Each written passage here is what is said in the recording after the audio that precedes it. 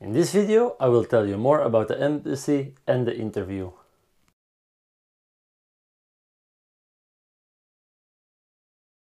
Hello everybody! Welcome to my channel! Magandang araw sa iyong lahat! Welcome po sa aking channel.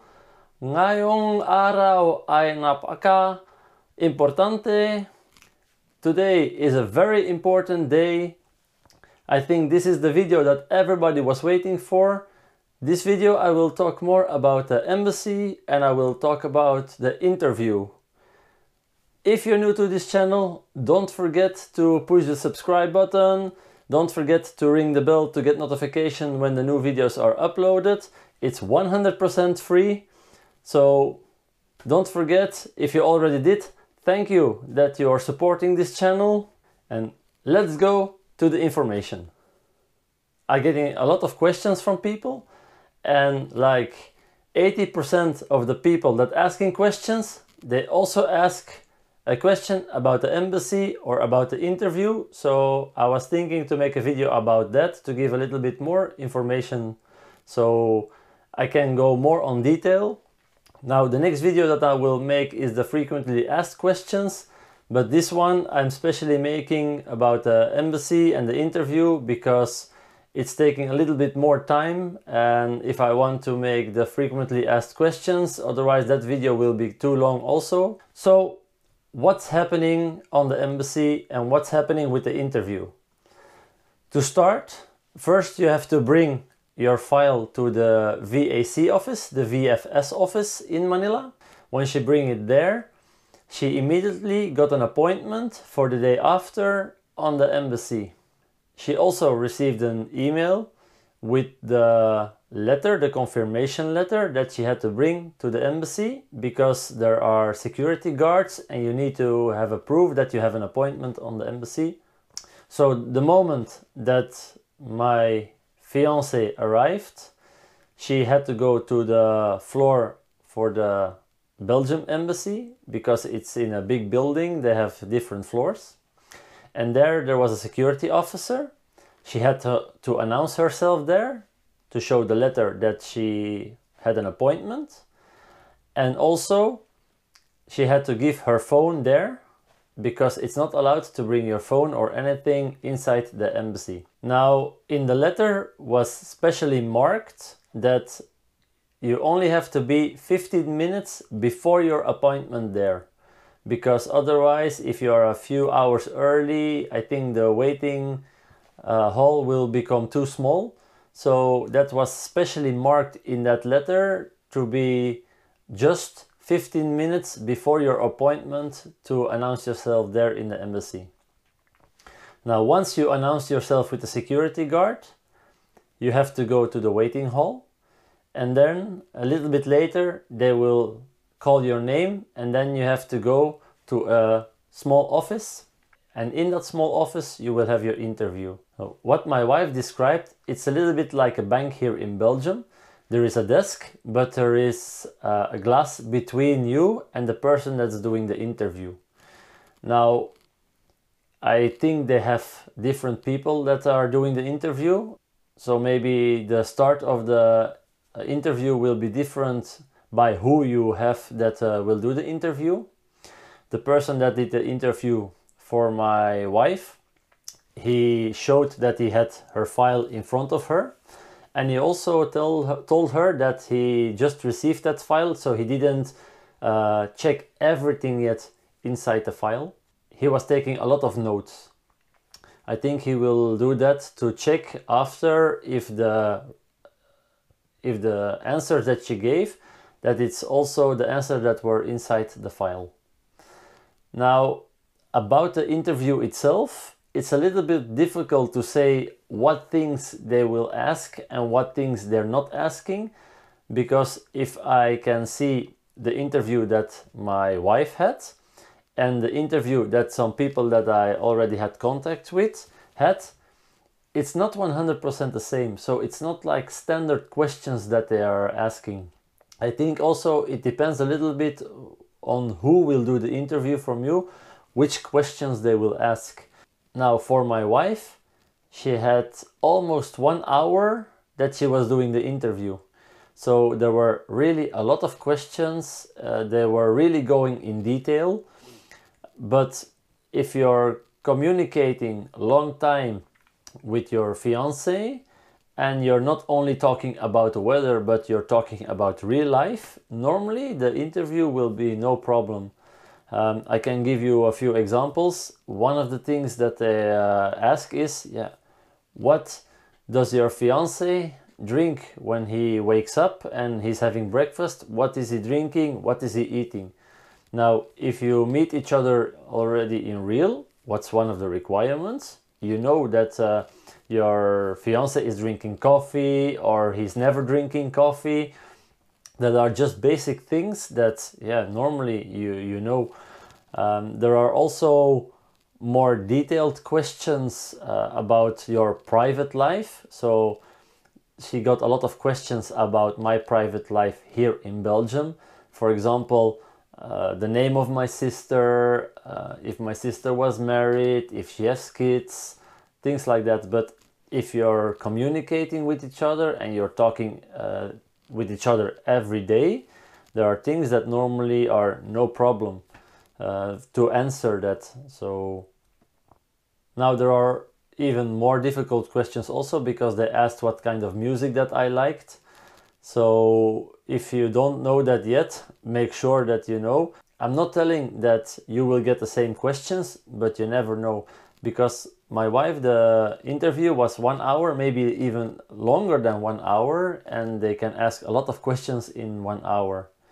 Now, when the interview was finished, my wife had to go to a separate office, and there she gets a bunch of papers, and it's also with questions, and she had to write it down also. So it's like the proof from the embassy, because you're writing down your answers, that you cannot say, yeah, but I never told like this or I never told like that, because you write it also on the paper. You don't have to have a lot of stress for the interview if you know your fiance well. Normally everything will be fine. Make sure that you get also a lot of dates and details, because if they ask you since what day that you are engaged, that you know from which date that you are engaged, because yeah, that's one of the most important dates that you have to remember. After that you finished filling in the papers, there's nothing that you can do about.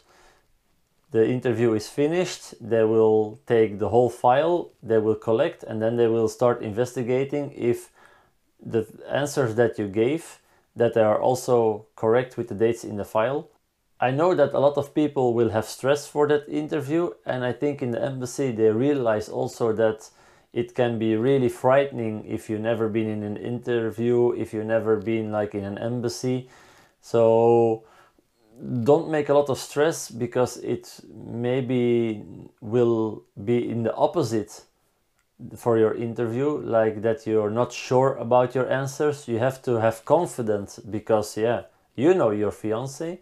So make sure you have a lot of confidence, but stay polite. That's also one of the important things. Stay polite to the people. Even if you don't know the answer, if they try to push you, to put words maybe in your mouth, I don't know if they will do like that, but be polite, be correct. That's one of the things that is important. Stay always your true self. Now, after the interview that my fiance had in the Philippines, I also had an interview here in Belgium. Now, the interview that I did here in Belgium, I had to do it with the local police. I get also a lot of questions.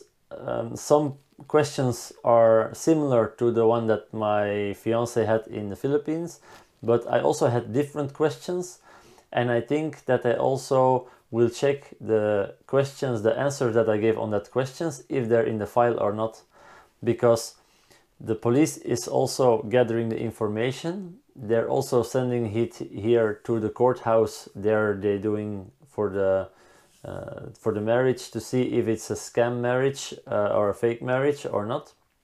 But also later that file goes to the immigration, and the file from the embassy also goes to the immigration. So they will see if the answers are correct. if you're telling that you're engaged on the 10th of March, for example, and your wife is or your fiance is telling it was the 10th of April, yeah, you don't need a universal diploma to understand that that's not helping your file at all.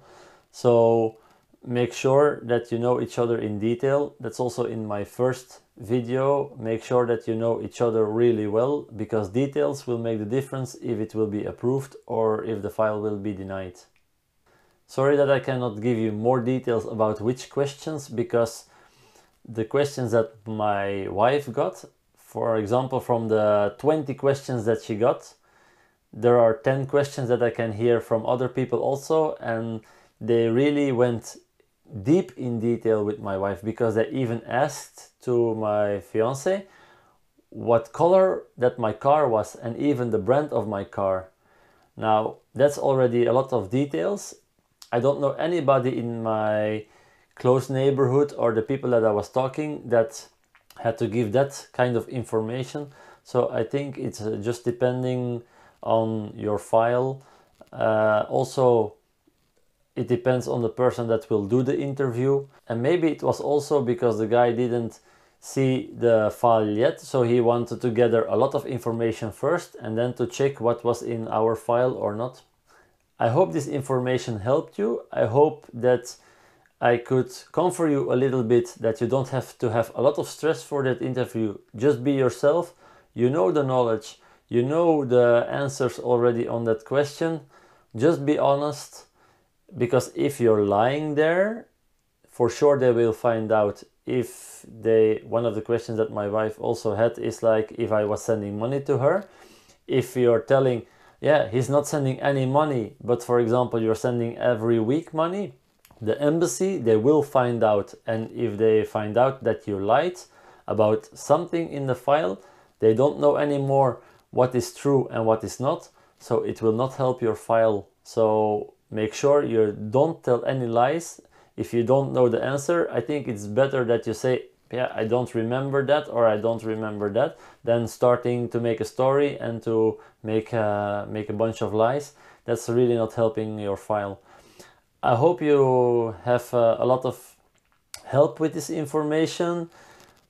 If there are some questions, I will put my email address again here below. You can always send me an email. You can add me on Facebook. The name of the Facebook page changed, but I put a correct link below also. So you can always add me on Facebook and you can contact me. Don't forget to send, if you have questions, keep sending them. So next week I will make the frequently asked question video, so I can put the questions extra in that video. So don't forget to do that as soon as possible, so I still have time also to make notes, so I can find also the answers. Thank you for watching. Don't forget to push the red button that you can see on the screen to subscribe. Don't forget to ring the bell also. It's helping me. It's helping me a lot for YouTube. And it will be nice that you're supporting this channel. Thank you for watching. See you next week. Paalam.